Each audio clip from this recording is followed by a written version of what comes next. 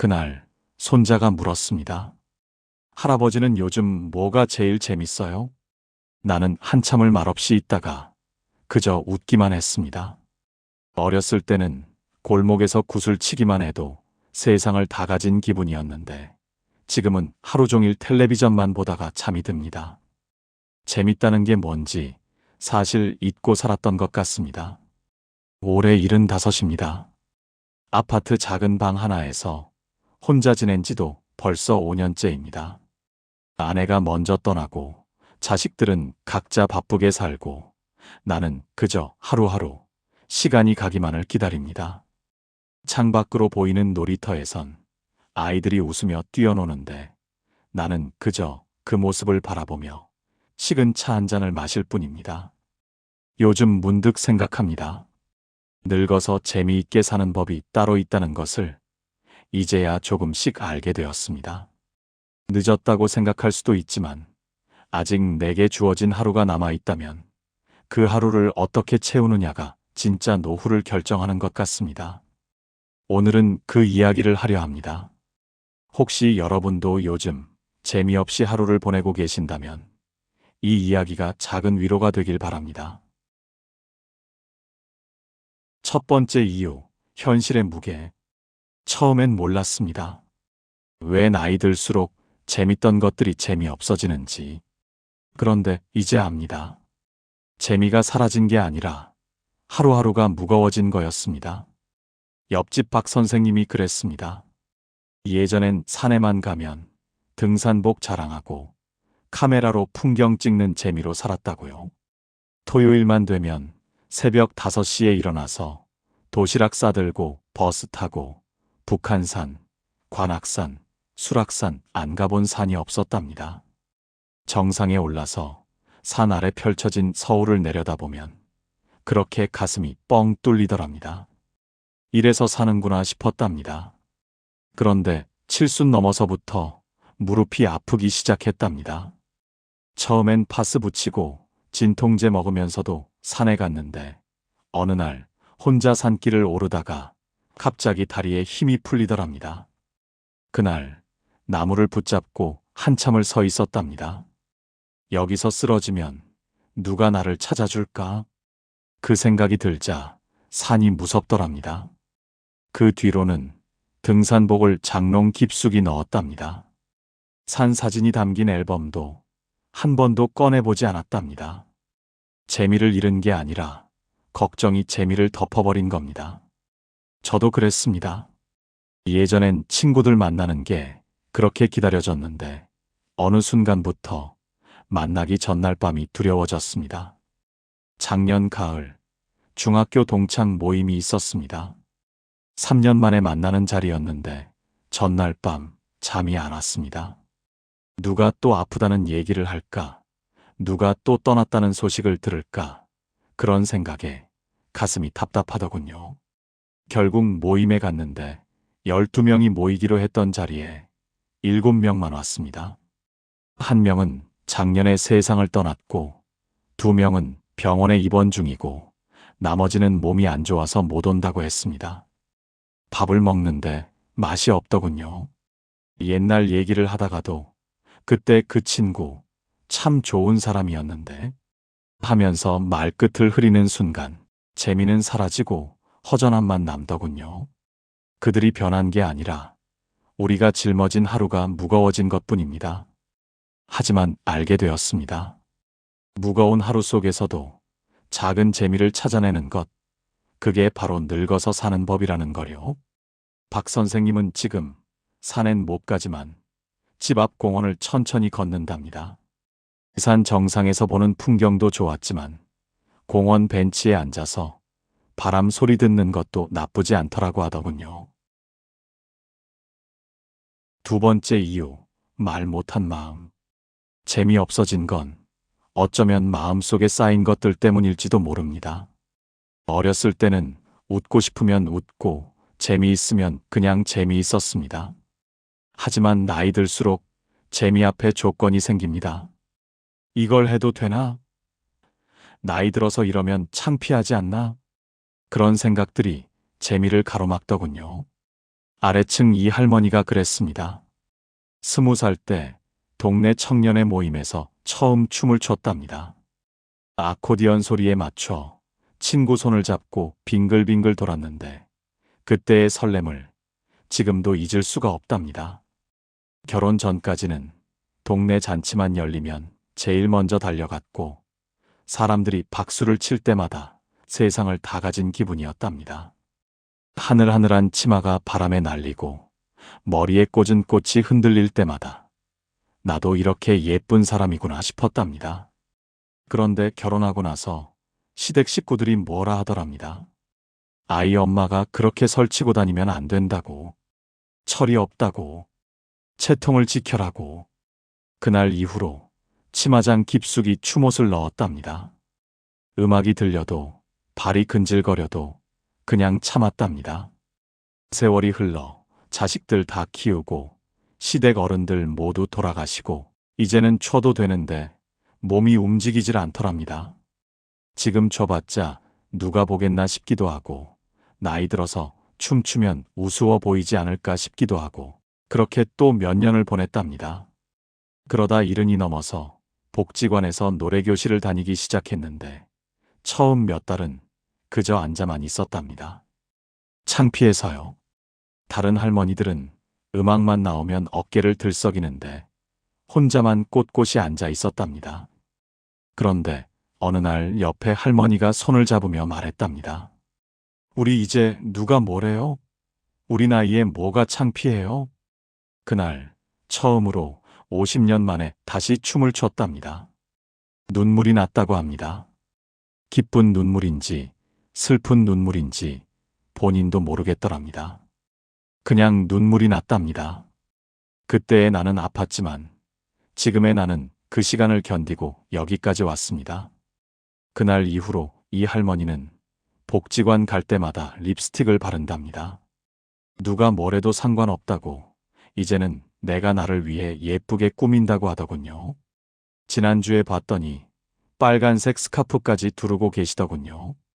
이게 춤추면서 날리면 예쁘잖아요 하면서 웃으시는 모습이 참 아름다웠습니다. 세 번째 이유, 돈과 현실. 재미가 사라진 또 다른 이유는 돈 때문이기도 합니다. 나이 들면 재미도 계산하게 됩니다. 이거 하려면 돈이 얼마나 들까? 이거 해서 나중에 후회하지 않을까? 그러다 보면 재미는 사치처럼 느껴지더군요. 아는 형님이 그랬습니다. 평생 낚시를 좋아했는데 젊었을 때는 일요일만 되면 새벽같이 일어나서 낚싯대 메고 강으로 갔답니다. 아내가 뭐라 해도 이게 내 유일한 낙이야 하면서 한 달에 2번은 꼭 갔답니다. 강가에 앉아서 찌만 바라보고 있어도 마음이 편안했답니다. 물고기가 잡히면 좋고 안 잡혀도 좋았답니다. 그냥 그 시간 자체가 재미였답니다. 그런데 70 넘어서부터 낚시 가는 게 부담스러워지기 시작했답니다. 기름값만 왕복 3만 원, 낚시터 입장료 2만 원, 미끼값 1만 원, 이것저것 계산하면 한 번 가는데 5, 6만 원이 들더랍니다. 그 돈이면 병원비 한 달치라는 생각이 들더랍니다. 그러다가 작년에 허리 수술을 했답니다. 수술비만 300만 원, 입원비까지 합치면 500만 원 넘게 들었는데 그걸 보니까 낚시는 사치구나 싶더랍니다. 그 뒤로는 낚싯대를 창고에 넣어뒀답니다. TV에서 낚시 프로그램이 나와도 채널을 돌려버린답니다. 보면 가고 싶어서요. 저도 비슷합니다.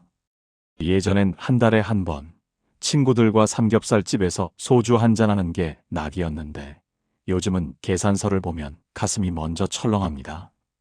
지난달에 만났을 때 4명이서 15만 원이 나왔습니다.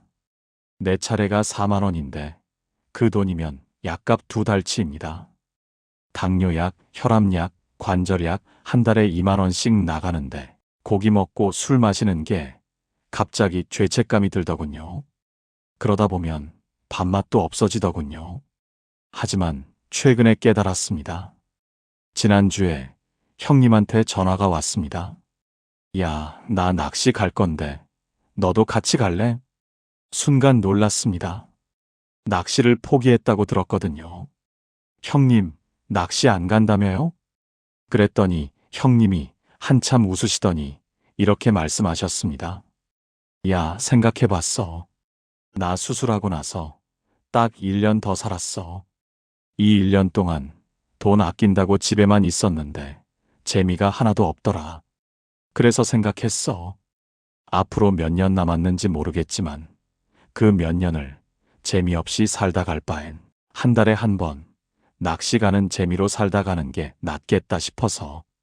그 말을 듣는데 가슴이 뭉클하더군요.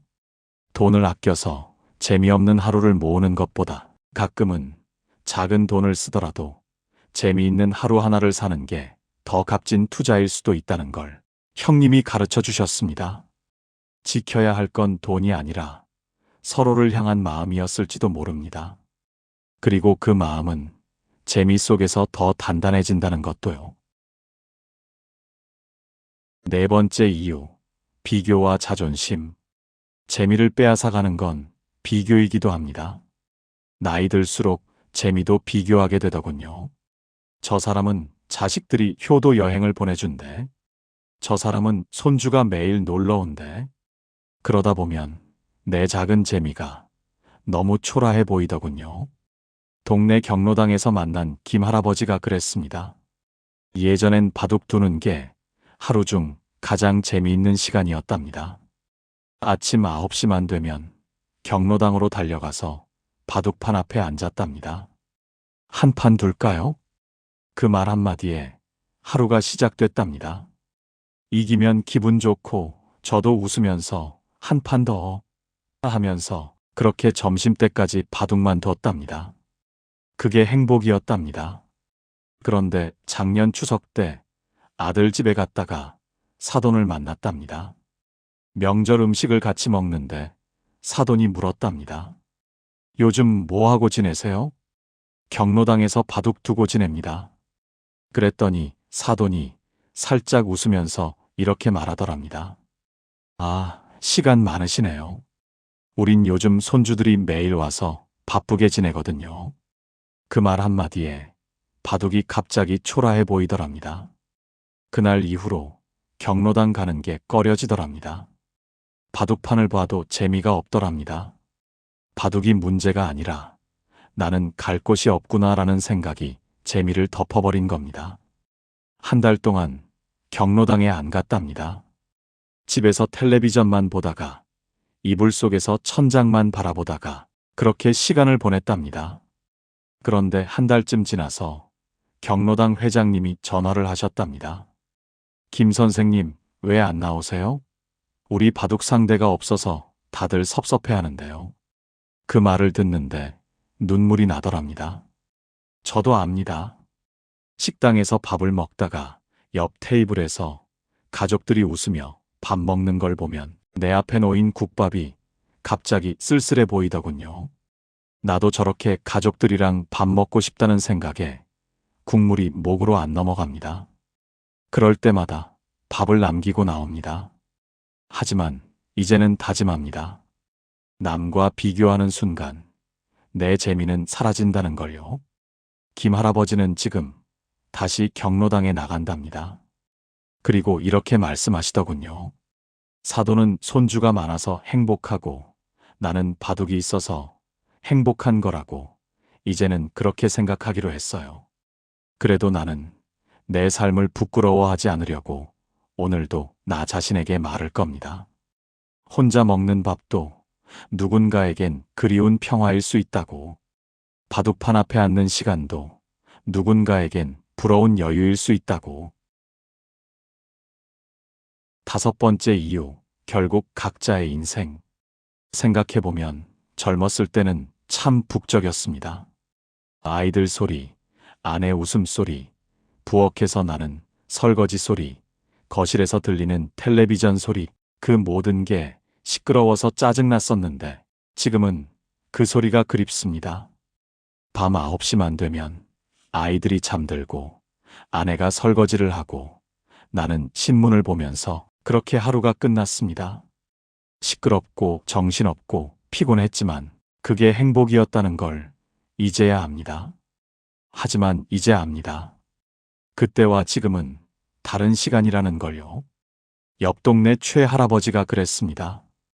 명절 때만 되면 자식들이 다 모였답니다. 큰아들, 작은아들, 딸, 사위, 며느리, 손주들까지 거실이 꽉 찰 정도로 사람들이 모였답니다. 아내가 며칠 전부터 음식을 준비하고 상을 여러 개 펼쳐놓고 다 같이 둘러앉아서 밥을 먹었답니다. 그때가 제일 행복했답니다. 내가 이 집안의 기둥이구나 싶었답니다. 그런데 아내가 먼저 세상을 떠나고 자식들이 하나둘 바빠지기 시작했답니다. 큰아들은 해외 발령이 나서 명절에도 못 오고, 작은아들은 사업이 바빠서 명절 당일만 잠깐 들렀다 가고, 딸은 시댁 일이 있어서 전화로만 인사하고, 그렇게 사람들이 줄어들더랍니다. 작년 설날엔 손주 둘만 왔답니다.